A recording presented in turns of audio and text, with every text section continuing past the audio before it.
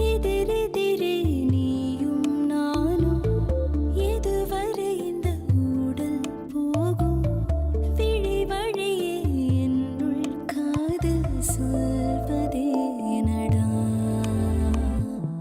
விடை தெரியா பேதை நெஞ்சை கொள்வதே நடா பூவே பூச்சூடவா பூவே பூச்சூடவா பூவே பூச்சூடவா பூவே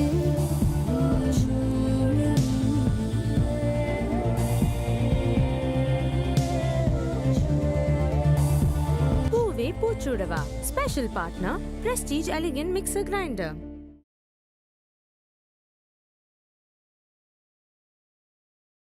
இது வரைக்கும் எப்படி சொல்றது எதை சொல்றதுன்னு யோசிச்சுட்டு இருந்தம்மா.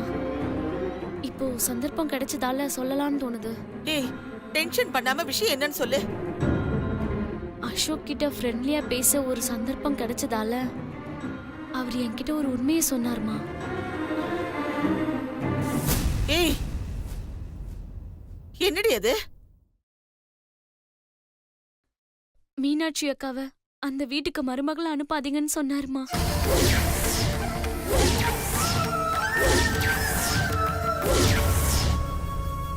என்னடி இப்படி சொல்ற? ஆமாமா, உங்க அக்கா சந்தோஷமா இருக்கணும்னா அந்த வீட்டுக்கு மருமகளை அனுப்பாதீங்கன்னு சொன்னாருமா.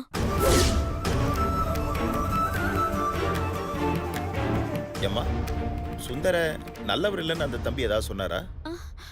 சுந்தர் நல்லவர்னு தான்ப்பா சொன்னாரு. பின்ன அந்த வீட்ல இருக்கவங்க நல்லவங்க இல்லைன்னு சொன்னாரா? அப்படிலாம் எதுவும் சொல்லலப்பா. என்னடி இது? சுந்தரும் நல்லவருன்னு சொல்ற, அந்த வீட்ல இருக்கிறவங்களும் நல்லவங்கன்ற, அப்புறம் என்னடி பிரச்சனை? நான் எவ்வளோ ஃபோர்ஸ் பண்ணி கேட்டேம்மா, ஆனா காரணம் மட்டும் அவர் சொல்லவே இல்ல. உங்க அக்கா நல்லா இருக்கணும்னா இந்த கல்யாணம் நடக்கவே கூடாதுன்னு மட்டும் தெளிவா சொன்னாருமா.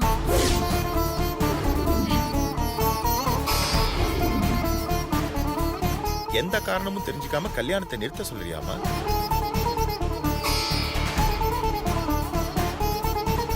என்னங்க இது? கஷ்டம் எல்லாம் முடிஞ்சு போச்சு, நிச்சயமும் நடந்துருச்சு. இன்னைக்கோ நாளைக்கோ கல்யாணம் நடக்க போற இந்த சமயத்துல இது என்ன புது குழப்பம்? மா, இப்ப என்ன நடந்துச்சுமா? ஏன் இப்படி பயப்படுறீங்க? ஏய், அந்த பையன் இப்படி சொல்லும்போது எப்படி பயப்படாம இருக்க முடியும்? அந்த பையன் தான் சிவாவோட சொந்த தம்பின்னு வேற சொல்றாங்க. அம்மா, இதுல பயப்படுறதுக்கு ஒண்ணுமே இல்லம்மா. அசோக் சிவாக்கு பிரச்சனை இருக்கு, அதனால கூட அவர் அப்படி சொல்லிருக்கலாம்ல.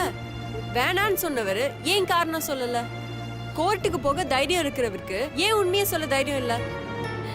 காரணம் இல்லைன்னா ஏதாவது சொல்லிட்டு தான்ப்பா இருப்பாங்க. அதை கேட்டு நாம பயப்படக்கூடாது. அது இல்லடி, அவங்க பெரிய இடம், எப்ப வேணாலும் எது வேணாலும் நடக்கும். சரிம்மா, கல்யாணத்துக்கு இன்னும் டைம் இருக்குல்ல, அதுக்குள்ள விசாரிச்சுக்கலாம். நீங்க கவலைப்படாதீங்கம்மா. ப்ளீஸ்ப்பா, உள்ள போங்கம்மா.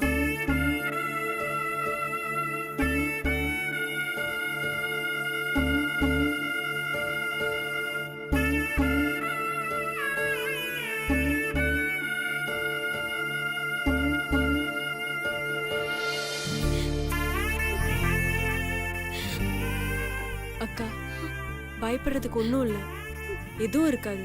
நீ தைரியமா இரு.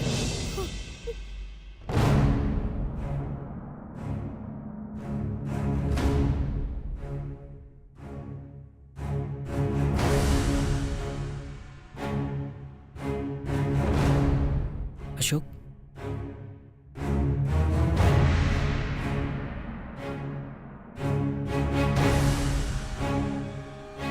ஏய், எதுக்குடா கோர்ட்டு கேஸ்லாம்? ஏன்டா இப்படிலாம் பண்ற? யாருக்கு நஷ்டம் தெரியறதுக்காக தான். நான் சின்ன பையனா இருக்கும்போது அப்பா அம்மா இழந்துட்டேன். ஆனா இப்போ என் அண்ணனே என்ன வெறுக்கிறான். எந்த சம்பந்தம் இல்லாத நீ சிவாட தம்பியா? ரத்த சம்பந்தம் இருக்கிறனா யாரோ ஒருத்தனா? என் மேல ஆசை அன்பா இருந்த என் அண்ணன் இப்ப என்ன வெறுத்துட்டு தூரமா போயிட்டான். சிவாவோட தம்பியா நீ சந்தோஷமான வாழ்க்கை வாழ்ந்துட்டு இருக்க. ஆனா நான் சொந்த தம்பி அண்ணனா யாரோ இல்லாத அனாதையா வாழ்ந்துட்டு இருக்கேன். பாக்குறவங்க எல்லாம் உன்னை சிவாவோட தம்பியா பாக்குறாங்க, ஆனா என்ன யாரோ மாதிரி பாக்குறாங்க. இதுல என்ன தேவையா சொல்லு? ஏய், நீ பேசுறதெல்லாம் ரொம்ப தப்பு அசோக். உன்னை யாரோ நம்ம வீட்டை விட்டு வெளியே வர சொன்னா? இந்த மாதிரி வீட்டுல உன்னை யாரா வந்து தங்க சொன்னா? உங்க யாருக்கும் என்ன பிடிக்காம போனதால தான் இந்த மாதிரி வீட்டுக்கு நான் வந்தேன். அசோக், நீ இப்பயும் தப்பா தாண்டா யோசிக்கிற. நம்ம வீட்ல உன்னை யாரும் வெறுக்கலடா. அப்படியே பார்த்தாலும் அவங்க நம்ம அப்பா அம்மா தானடா. புரிஞ்சுக்க அசோக், நான் சொல்றதை கேளுடா ப்ளீஸ். நான் உங்ககிட்ட பேசுறேன்டா. யாரா நீ? எதுக்காகடா நீ எனக்காக பேசணும்? உனக்கு எனக்கு என்னடா சம்பந்தம்? அது இல்ல அசோக். பேசாத. அன்னைக்கு நான் எப்படி வருத்தப்பட்டனோ, அன்னைக்கு நான் எப்படி கஷ்டப்பட்டனோ, அன்னைக்கு நான் எப்படி எல்லாத்தையும் இழந்துட்டு நடு தெருவுல நின்னனோ, அதே மாதிரி உங்க எல்லாரும் நடுத்தர நிக்க வைப்பேன்டா. நான் பட்ட வலிய உங்க எல்லாருக்கும் கொடுப்பேன். அசோக், அவசரப்படாதடா. கொஞ்சம் யோசிச்சு பாருடா. நான் சொல்றதோட அர்த்தம் என்னன்னு உனக்கு முழுசா புரியும். நிறுத்துடா. சொத்துக்காக தான் நீ இப்படி நடிக்கிறேன்னு எனக்கு நல்லாவே தெரியும். டேய், நீ சொன்னாலும் சரி சொல்லாலும் சரி, நான் ஏதோ கேட்கிற மாதிரி இல்ல. நீ போலாம். ஒரு நிமிஷம் நான் என்ன சொல்றேன்னு கேளுடா. அவசியம் இல்ல, வெளியே போ. டேய் போடா, வெளியே போடா. அசோக் ப்ளீஸ்ரா. டேய் போடா வெளியே.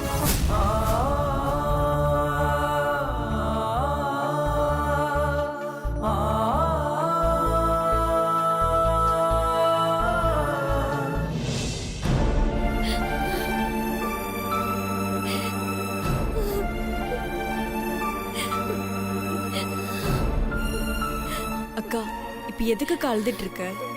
ஆவுன்னா நீ அழ ஆரம்பிச்சிடுற. கவலைப்படாதுக்கா, அப்படியெல்லாம் எதுவும் ஆகாதுக்கா.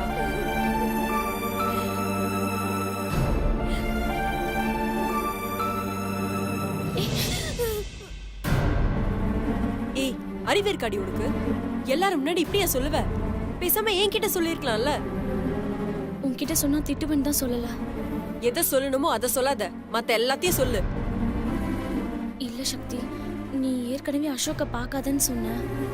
அதையும் மீறி நான் அவரை நேர்ல பார்த்தேன். அப்பதான் அவர் இந்த விஷயத்த சொன்னாரு. நான் யார்கிட்ட சொல்றது, எப்படி சொல்றதுன்னு தெரியாம எனக்குள்ளேயே வச்சு தவிச்சிட்டு இருந்தேன். அன்னைக்கு கூட உன்கிட்ட சொல்லாம தான் இருந்தேன். ஆனா நீ எங்க திட்டுவியோன்னு பயந்துன்னு தான் சொல்லல. சரி, அசோக் ஏன் அப்படி சொன்னாரு? அதான் சொன்னல, அசோக் அதை பத்தி மட்டும் கேட்காதீங்கன்னு சொன்னாரு.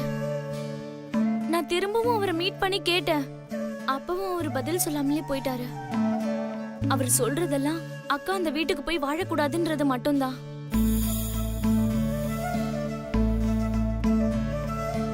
சரி, நான் அசோக் கிட்ட பேசணும். கண்டிப்பா அவர் உன்கிட்டயும் ஒன்னும் சொல்ல மாட்டாரு. அவர் சொல்றாரா இல்லையான்னு நேர்ல பார்த்து பேசிக்கலாம். நீ முதல்ல அசோக் ஃபோன் பண்ணி கோயிலுக்கு வர சொல்லு. ம்.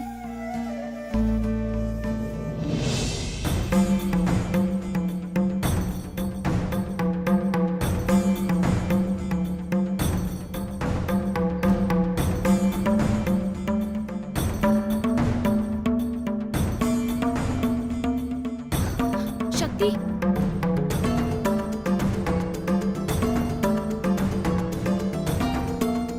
வர சொல்லிருந்தீங்க, என்ன விஷயம் சொல்லுங்க. சொல்ல வேண்டியது நாங்க இல்ல, நீங்க தான். நான் என்ன சொல்லும்? சிவா குடும்பத்தை பத்தி, சாரி, சுந்தர் குடும்பத்தை பத்தி, உங்களுக்கு உங்க அண்ணா சிவாக்குள்ள பிரச்சனை பத்தி. அது உங்கள்கிட்ட சொல்ல வேண்டிய அவசியம் இல்ல, அது என் பர்சனல்.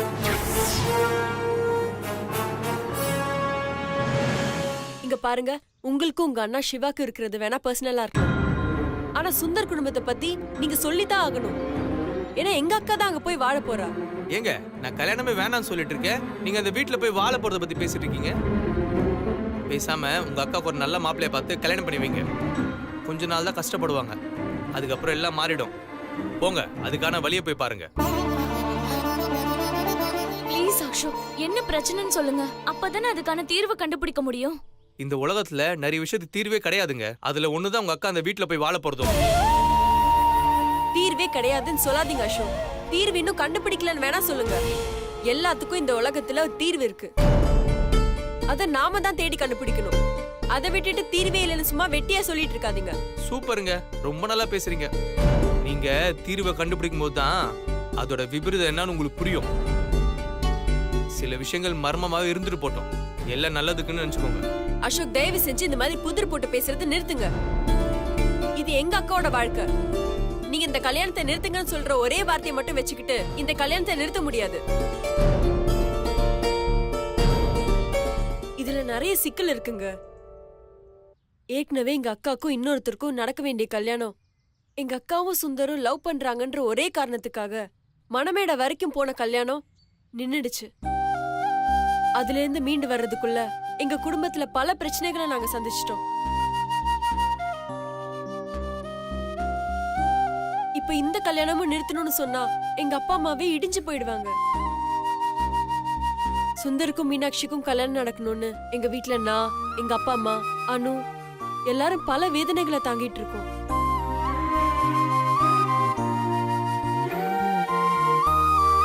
சுந்தரோட அம்மா கல்யாணத்துக்கு சம்மதிச்சதும் சிவாக்கு கல்யாணம் பண்ணாம சுந்தருக்கும் எங்க அக்காக்கும் கல்யாணம் நடக்காதுன்னு ஒரு பெரிய கல்லை தூக்கி போட்டாங்க. எப்படியாவது சிவா கல்யாணத்துக்கு ஒத்துக்கணும்னு நாங்க எல்லாருமே போராடணும். ஆனா கடைசி வரைக்கும் சிவா ஒத்துக்கவே இல்லை. வேற வழியே இல்லாம சுந்தரும் எங்க அக்காவும் தற்கொலை பண்ணிக்க போயிட்டாங்க. அதுக்கப்புறம் தான் சிவா கல்யாணத்துக்கே ஒத்துக்கிட்டாரு.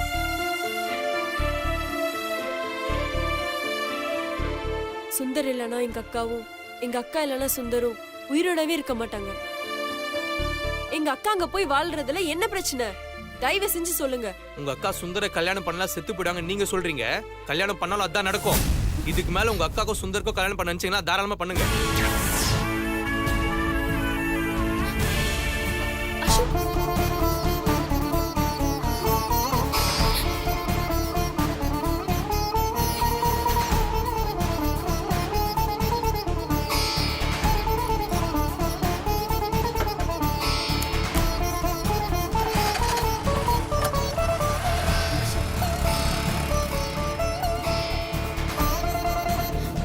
என்ன சக்தி, என்ன யோசிக்கிற?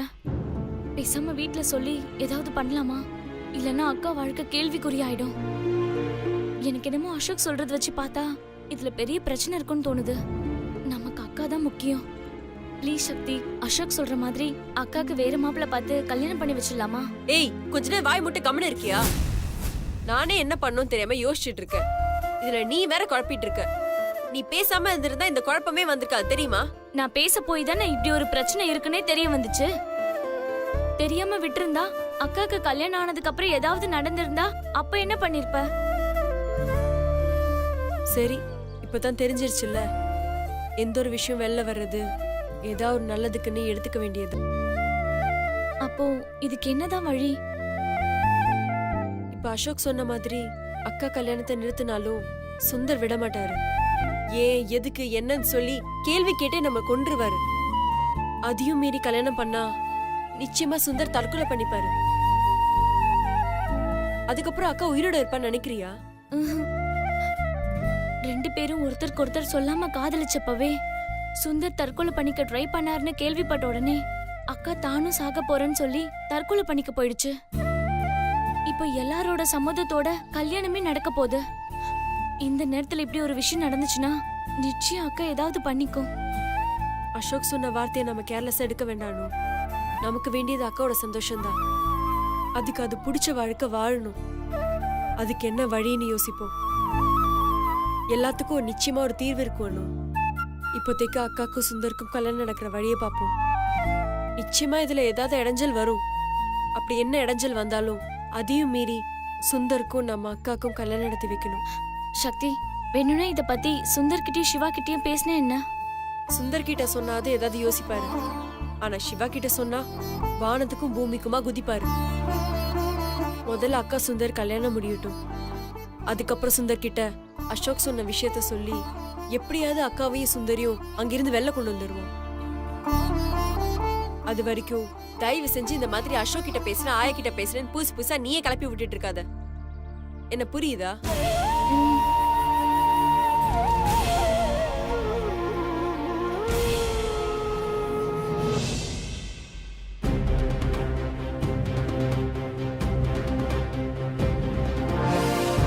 உட்காருங்க.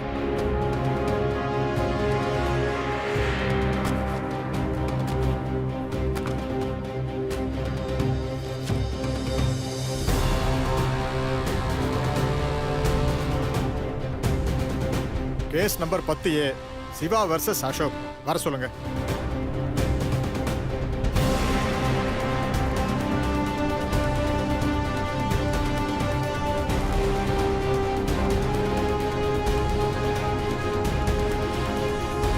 விசாரணை ஆரம்பிக்கலாம். Thank you your honour. இதோ இந்த கூண்டுல நிக்கிறாரே, அவர் உங்க தம்பின்னு சொல்றாரு. சொத்து எல்லாத்தையும் நீங்களே அனுபவிக்கிறதாவும் அவரை நீங்க ஏமாத்துறதாவும் கேஸ் போட்டிருக்காரு. அவன் என் தம்பியே கிடையாது. அப்புறம் எதுக்கு நான் என் சொத்துல அவனுக்கு பங்கு தரணும்? Objection your honour. Your honour, என்னுடைய வாதத்துல குறுக்கிட வேண்டாம்னு தாழ்மையுடன் கேட்டுக்கிறேன். மனுதாரர் தரப்புல சொல்றதையும் கேட்கணும். நீங்க சொல்லுங்க. Thank you your honour. Your honour, சிவாவும் அசோக்கும் ஒரே தாய் வயித்துல பிறந்தவங்க தான். இவங்களோட அப்பா அம்மா சின்ன வயசுலயே இறந்துட்டாங்க. அப்ப இவங்கள சுபத்ரா ராஜாராமன் தம்பதியர் தான் எடுத்து வளர்த்துருக்காங்க.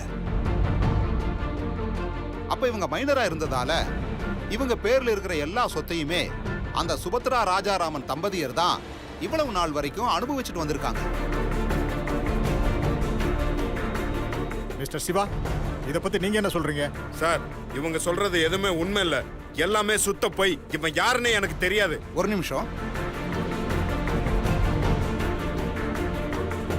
யுவர் ஆனர், இவர் சொல்றது அப்பட்டமான பொய்ன்னு இந்த போட்டோவை பார்த்தா நீங்களே தெரிஞ்சுக்குவீங்க.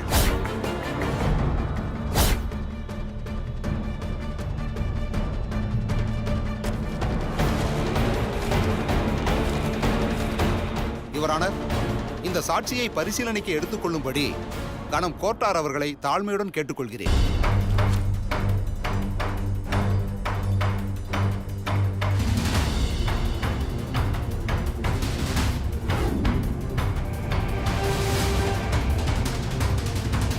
இந்த போட்டோல இருக்கிறது நீங்க தானே? அப்படி இருக்கும்போது எப்படி தெரியாதுன்னு சொல்றீங்க? சார், இந்த காலத்துல எவ்வளவோ டெக்னாலஜி இம்ப்ரூவ் ஆயிருக்கு சார். என்னோட போட்டோ வச்சு இவங்க ஏதாவது கிராபிக்ஸ் கூட பண்ணிருக்கலாம். இந்த மாதிரி பொய்யா ரெடி பண்ணிட்டு வந்தா வர்றவங்க எல்லாருக்குமே நான் சொந்த அண்ணன் ஆயிட முடியுமா? எனக்கு இதுக்கு எந்த சம்பந்தமும் கிடையாது சார். யுவர் ஆனர், இவர் தம்பிக்கு சொத்து கொடுக்கறதுக்கு இவருக்கு இஷ்டம் இல்ல. அதனாலதான் உண்மையை கூட பொய்ன்னு சொல்றாரு. சார், அவங்க காட்டின போட்டோ எவிடன்ஸ் அத்தனையுமே ஃபேக். இந்த மாதிரி கிராபிக்ஸ்ல போட்டோஸ் ரெடி பண்ணி என்னைய மாதிரி ஆளுங்கிட்ட பணம் முடுங்கிறது தான் இவன மாதிரி ஆளுங்களோட வேலையே.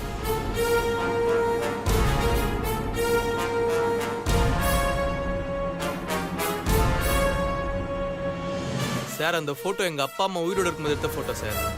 அது பொய் கிடையாது. சரி, சிவா சொன்ன மாதிரி நான் பணம் புடுங்கிறதுக்காகவோ இல்ல சொத்தை ஏமாத்தி வாங்கறதுக்காக நினைச்சிருந்தா எதுக்கு சார் நான் கோர்ட்டை தேடி வரணும்? ஏதாவது ஒரு வழியில நான் பிளாக்மெயில் பண்ணி வாங்கியிருக்கலாமே.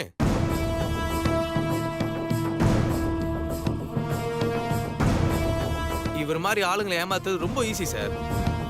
ஏற்கனவே ஒரு ஏமாந்து போய் தான் நிக்கிறாரு. பாவம், இவருக்கு தான் தெரியல யார் ஏமாத்திட்டு இருக்கா, யார் உண்மையா இருக்கான்னு.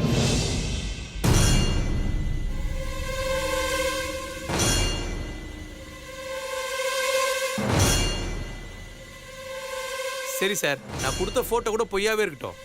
ஆனா இந்த உலகத்துல யார் வந்தாலும் பொய்ன்னு சொல்ல முடியாத ஒரு விஷயம் இருக்கு.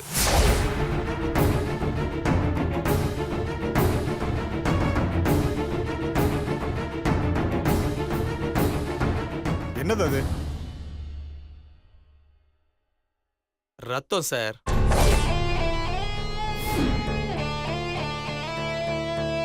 இவருக்கும் எனக்கு உள்ள ரத்தம். எங்க அப்பா அம்மா எங்களுக்கு கொடுத்துட்டு போன ரத்தம்.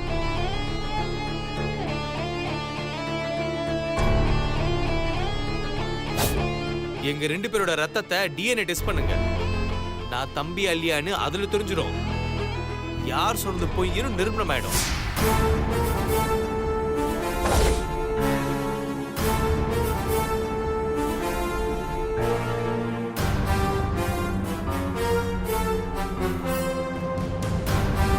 இருதரப்பு வாதங்களையும் கேட்ட பிறகு வழக்குதாரர் அசோக் கேட்டுக்கொண்டபடி டிஎன்ஏ டெஸ்ட் எடுக்க இந்த நீதிமன்றம் சம்மதிக்கிறது.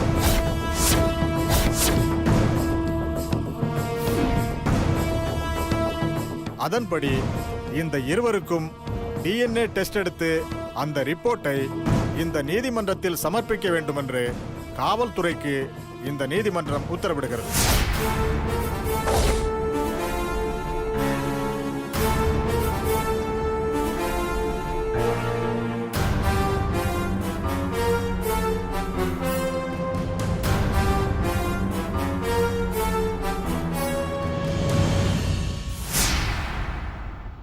இந்த வழக்கின் தீர்ப்பை வரும் 6ஆம் தேதிக்கு ஒத்தி வைக்கிறேன்.